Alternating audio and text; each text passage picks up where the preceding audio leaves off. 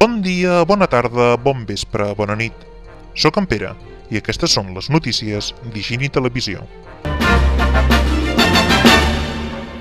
Després de la votació a la consulta sobiranista del 13 de desembre, s'ha parlat molt de la participació i no tant dels resultats. A Sant Pere de Vilamajor, com el conjunt dels 166 pobles on es feia la consulta, no va arribar al 30% de mitjana. Els organitzadors diuen que, atès el voluntarisme i els pocs mitjans, ha estat tot un èxit.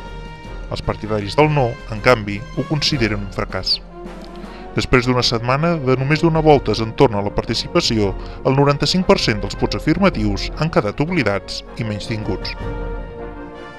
Un article publicat a La Vanguardia analitza els resultats del 13 de desembre i arriba a la conclusió que l'independentisme és més nombrós que el 21% que diuen les enquestes oficials. El diari ha analitzat els resultats del 13 de desembre fent una extrapolació dels resultats amb unes participacions estàndard d'altres consultes i referèndums oficials. Però com podem saber què haurien votat la gent que no ho va fer? El diari ha fet les xifres pressuposant que tots els independentistes ja van anar a votar i cap es va quedar a casa. Així que tots els que farien augmentar la participació serien partidaris del no. Vegem els resultats. Si ho comparem amb els darrers comicis europeus, amb un gairebé 37% de participació, el sí arribaria a un 70%. Si la participació hagués estat més elevada, com és el cas de les passades eleccions a la Generalitat amb un 56% de participació, el sí hauria arribat a un gens menyspreable 46,5%.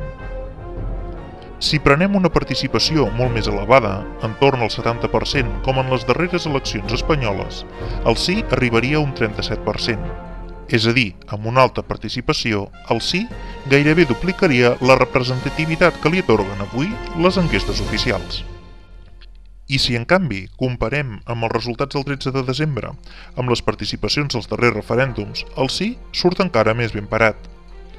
Amb el referèndum de la Constitució Europea, amb un 40% de participació, el sí a la independència arribaria a 2/3 parts de l'electorat.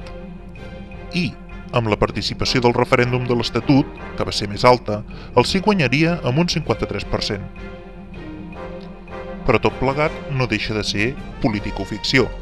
Ni la mostra era la mateixa, ni la pregunta es feia a tota Catalunya. Per això mateix, el diari El Periódico ha encarregat una enquesta i ha preguntat expressament què votarien els catalans davant d'un referèndum oficial sobre la independència de Catalunya. El resultat és que, del 90% que aniria a votar, un 44% ho faria afirmativament, només 2 punts darrere del no. Uns resultats que tornen a duplicar el 21% d'independentistes que indiquen les enquestes de la Generalitat. Per tant, potser l'independentisme encara no és majoritari a tot Catalunya, però ja ha deixat de ser un posicionament residual de 4 senyors amb barretina i trabuc allà dalt del Pirineu.